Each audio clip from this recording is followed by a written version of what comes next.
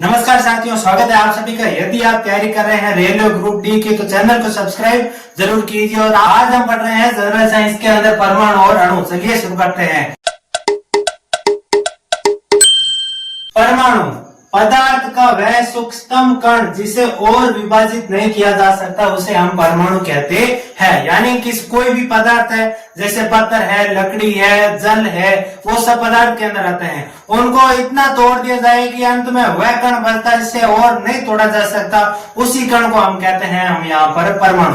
यानी कि पदार्थ का वह छोटा से छोटा अंश जो आगे विभाजित नहीं होगा परमाणु कहलाता है। और कोई भी वस्तु होगी तो उसकी संरचना जो बनी हुई होगी वो परमाणु से बननी शुरू होती है। सबसे पहले परमाणु, फिर परमाणु मिलकर बनते हैं अणु, और अणु मिलकर बनाते हैं पदार्थ को। इस प्रकार से हमारे आसपास जो भी वस्तुएं हैं वो नजर आती है। तो हम देखते हैं कि परमाणु के बारे में कौन कौन से वैज्ञानिकों ने बात की थी। तो सबसे पहले भारतीय वैज्ञानिक महर्षि कनाड ने सर्वप्रथम परमाणु के बारे में व्याख्या की थी। उन्होंने कहा था कि भाई किसी पदार्थ को इतना तोड़ा जाए कि अंत में एक कण बचेगा, उसको और विभाजित नहीं किया जा सकता, उसी को हम परमाणु कहते हैं। ये अगले वैज्ञानिक थे जॉन डाल्टन, जिन्होंने कहा कि यौगिक हो, चाहे तत्व हो, चाहे मिश्रण हो, सभी एक सूक्ष्मतम कण से मिलकर बने हुए होते हैं, इसे कहते हैं परमाणु। यानी कि कोई भी प्रकार की वस्तु, जैसे यौगिक हो सकता है, तत्व हो सकता है, कोई भी मिश्रण हो सकता है, छोटे छोटे कणों से मिलकर बने हुए होते हैं, उस कण को हम यहाँ पर परमाणु कहते हैं। यानी कि इन दोनों वैज्ञानिकों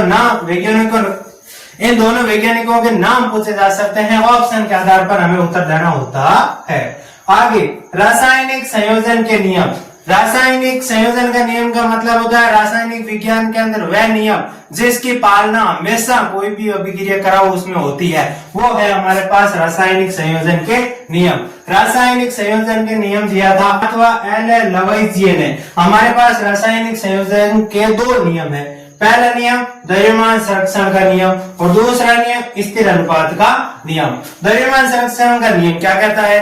कोई भी रासायनिक अभिक्रिया हो उसके अंदर जो हमारा द्रव्यमान होता है वो कभी नहीं बदलता है। यानी कि उसको न तो उत्पन्न किया जा सकता है और न ही उसको खत्म किया जा सकता है। यह होता है द्रव्यमान संरक्षण का नियम।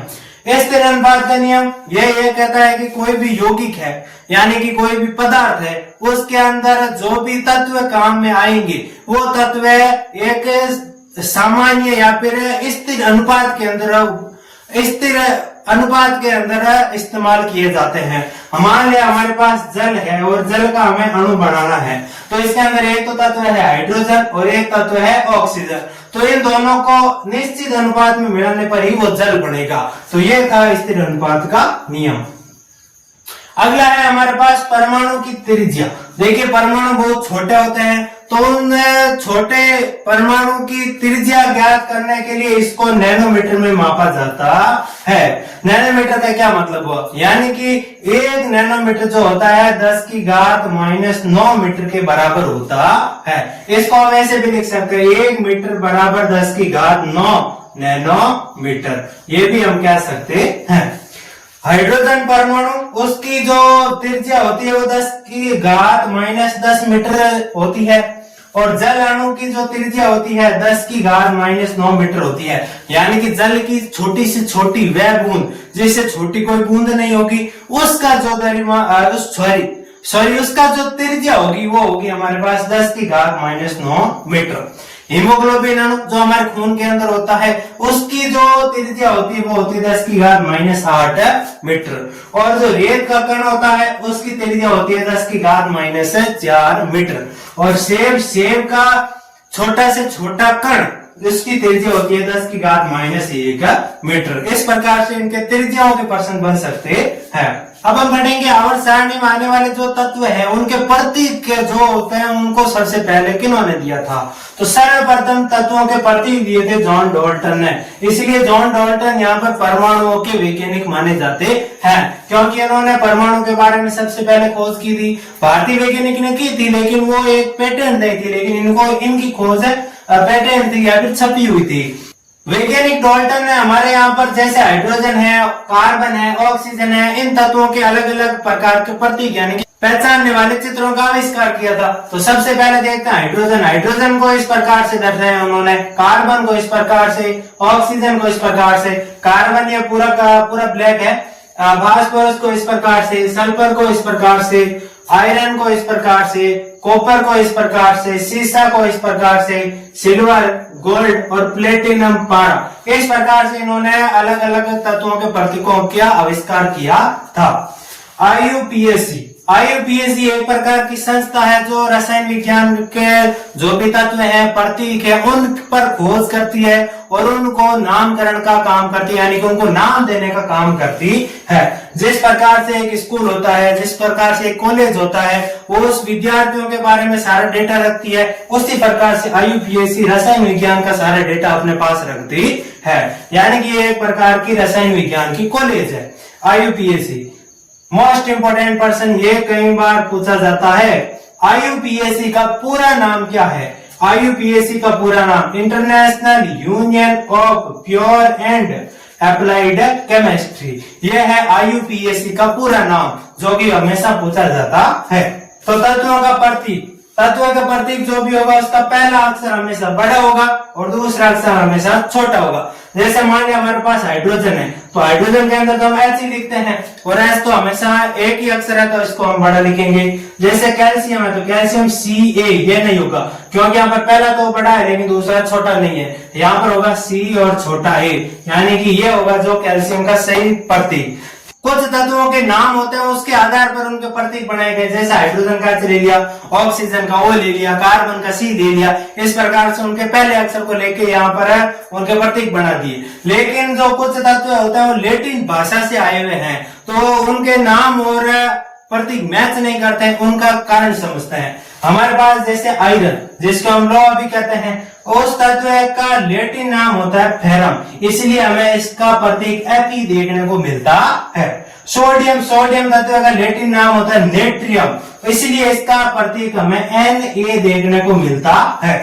पोटेशियम तत्व का लैटिन नाम होता है कैलियम, इसलिए इसका जो प्रतीक होता है वो K देखने को मिलता है, यानी कि नाम अलग और काम अलग, मतलब नाम अलग और प्रतीक अलग। तो ये अलग होने का मतलब है इनके जो लैटिन भाषा में नाम है उसके अनुसार इनके प्रतीक रखे गए हैं। अब हम देखते हैं परमाणु का द्रव्यमान, यानी कि कोई भी परमाणु उसका वजन कितना होता है उसके बारे में बात करते हैं। तो सबसे पहले देखते हैं हम हाइड्रोजन परमाणु होता है, उसका जो द्रव्यमान होता है एक यू का मतलब होता है यहाँ पर यूनिफाइड द्रव्यमान, जो कि एक छोटा मात्रक होता है द्रव्यमान का, ठीक है। यहाँ पर कार्बन का 12 यू होता है, नाइट्रोजन का 14 यू होता है, ऑक्सीजन का 16 यू होता है, सोडियम का 23 यू होता है और मैग्नीशियम का 24, सल्फर का 32, कैल्शियम का 40 और क्लोरीन का हमारे पास 35.5 यूनिफाइड द्रव्यमान होता है। यूनिफाइड द्रव्यमान एक छोटा द्रव्यमान इकाई है जिसको छोटा मात्रक भी कह सकते हैं। कभी हमने तत्व के ऊपर यहाँ पर लिखा हुआ देखा N714 देखा होगा, तो ये यहाँ पर एक तो द्रव्यमान परमाणु संख्या बताते हैं और परमाणु द्रव्यमान बताते हैं। परमाणु संख्या का मतलब है आवर्त सारणी में वो किस स्थान पर उपस्थित है, और जो द्रव्यमान है इसका वजन कितना होता है। अब हम पढ़ते हैं अणु, टॉपिक का दूसरा भाग। यहाँ पर एक या अधिक परमाणु मिलकर जिस संरचना का निर्माण करते हैं उसे अणु कहते हैं, यानी कि एक परमाणु भी हो सकता है या फिर एक से अधिक 2, 4, 8, 10 कितने भी परमाणु मिल जाते हैं तो फिर जो संरचना होती है वो अणु कहलाती है। तत्व के अणु जो भी होते हैं, जैसे एकल का मतलब होता है एक परमाणु वाले, जैसे आर्गन तत्व है तो ये एक परमाणु वाला अणु है। हीलियम है ये एक परमाणु वाला अणु है। इसी प्रकार से सोडियम, आयरन, एल्यूमिनियम और कैल्शियम ये सारे के सारे एक परमाणु वाले अणु है। इसको एकल या फिर एक परमाणु भी कहते हैं। द्विपरमाणु मतलब कि 2 परमाणुओं से मिलकर बना अणु, जैसे ऑक्सीजन है, हाइड्रोजन है, नाइट्रोजन है, क्लोरीन है। चतुर्परमाणु का मतलब है 4 परमाणुओं से मिलकर बना अणु होता है चतुर परमाणु, यानी कि यहाँ पर फास्फोरस का उदाहरण हम ले सकते हैं। बहुपरमाणु मतलब 4 से अधिक परमाणुओं से मिलकर बना हुआ अणु होता है बहुपरमाणु, जैसे कि सल्फर हम देख रहे हैं। अब हम देखते हैं यौगिकों के अणु। जो भी हमारे पास मिश्रण है, जो भी हमारे पास यौगिक है, सारे के सारे परमाणु से मिलकर बने हुए होते हैं। तो वो सारे के सारे हम इस प्रकार से देख सकते हैं। जैसे जल है तो जल में हाइड्रोजन और ऑक्सीजन मिलकर बना हुआ है, तो ये यौगिक का अणु हुआ। NaCl है, N2O है, जितने भी यौगिक है सारे के सारे हम यहाँ पर अणु के रूप में उपस्थित होते हैं। अब हम देखते हैं कि द्रव्यमान अनुपात क्या होता है। जैसे हम देखते हैं H2O यानी कि जल का अणु है, इसके अंदर जो तत्व है एक तो हाइड्रोजन है और दूसरा ऑक्सीजन है। तो इनके द्रव्यमानों का कितना प्रतिशत उपस्थित है या कितना अनुपात उपस्थित है, तो वो होता है 1:8। मान लिया हमारे पास 9 लीटर जल है, तो उसके अंदर 1 लीटर तो हाइड्रोजन होगी और दूसरा हमारे पास 8 लीटर यहाँ पर ऑक्सीजन होगी। कहने का मतलब इस प्रकार से अनुपात को विभाजित किया जा सकता है। अमोनिया का सूत्र होता है NH3 यानी कि नाइट्रोजन 14 और हाइड्रोजन 3 के अनुपात में यहाँ पर उपस्थित होता है। कार्बन डाइऑक्साइड के अंदर 3:8, यहाँ पर 3 तो है कार्बन, 8 है यहाँ पर ऑक्सीजन। हम कैल्शियम ऑक्साइड की बात करते हैं तो कैल्शियम होता है 5 और ऑक्सीजन होता है 2 अनुपात के रूप में। मैग्नीशियम सल्फाइड का मतलब होता है Mg 3 और सल्फाइड यानी कि 4, 2 अनुपात में उपस्थित होते हैं। NaCl जो साधारण घरों में नमक यूज होता है, यहाँ पर सोडियम तो 23 और Cl जो होता है 35.5, इस प्रकार से अनुपात के रूप में रहते हैं। अब हम बढ़ते हैं संयोजकता। किसी तत्व की संयोजन क्षमता, कहने का मतलब है कोई भी तत्व है कितना इलेक्ट्रॉन ग्रहण कर सकता है और कितना इलेक्ट्रॉन त्याग सकता है, उसी को हम यहाँ पर संयोजकता कहते हैं। हम इस प्रकार से देखते हैं कि हमारे पास जैसे सोडियम है, तो सोडियम के अंदर हमारे पास 11 इलेक्ट्रॉन होते हैं और 11 इलेक्ट्रॉन के अंदर हम इस प्रकार से कोष भर सकते हैं, 2, 8 और 1। इस प्रकार से हम कोष को भर सकते हैं, वो जो कि परमाणु की संरचना में आपको देखने को मिलेगा। हम इसको इस प्रकार से भी भर सकते हैं। इस प्रकार से परमाणु का एक चक्कर होते हैं, तो ये हो गया 2, ये हो गया 8 और 1। इसके अंदर पूरे 8 होना चाहिए लेकिन 1 है। अब इसके अंदर आसान क्या है, 7 ग्रहण करना या 1 त्यागना। देखो 7 ग्रहण करेगा तो परमाणु की ताकत खत्म हो जाएगी, इसलिए 1 को त्याग के अपना अष्टक पूर्ण करता है, यानी कि इलेक्ट्रॉन को त्यागने का गुण रखता है, इसलिए यहाँ पर प्लस आता है। कितना त्यागता, 1 त्यागता है। इसी प्रकार से हमारे पास सबकी संयोजन क्षमता होती है। यहाँ पर K यानी कि पोटेशियम के ऊपर 1 प्लस में लिखा, मतलब इसकी संयोजन क्षमता है 1। और कॉपर की होती है 1, मैग्नीशियम की होती है यहाँ पर 2, यानी कि मैग्नीशियम 2 इलेक्ट्रॉन को त्याग सकता है। कैल्शियम की होती है हमारे पास 2 और ऑक्सीजन की होती है 2 माइनस, इसका मतलब ये हुआ। देखिए हमारे पास ऑक्सीजन के लिए 8 इलेक्ट्रॉन होते हैं, तो 2 और 6 के रूप में इसको हम दर्शा सकते हैं। तो 1 गुणा और 2 गुणा, पहले में 2 बढ़ती है, दूसरे में 6। अब 6 है तो या तो ये त्यागे तभी यहाँ पर यह अष्टक पूर्ण हो, या फिर 2 ग्रहण करे तब यहाँ पर 8 हो। तो आसान क्या है, 2 को ग्रहण करना, क्योंकि 6 को त्यागना यानी कि ये क्षमता का खत्म करना हुआ। तो यहाँ पर 2 को ग्रहण कर लेता, मतलब कि माइनस लग जाएगा। यहाँ पर माइनस का मतलब होता है ग्रहण करना, प्लस का मतलब होता है त्यागना। हम देखते हैं कि जो हमारे इलेक्ट्रॉनों के आदान प्रदान होता है उससे यौगिक कैसे बनते हैं।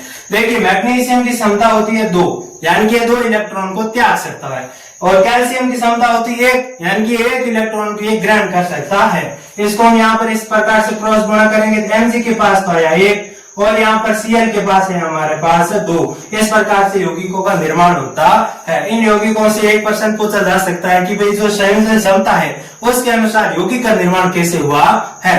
तो इस वीडियो में फिलहाल इतना ही। अगर वीडियो अच्छा लगा है तो वीडियो को लाइक जरूर कीजिए और चैनल को सब्सक्राइब कीजिए और शेयर जरूर कीजिए। Thank you.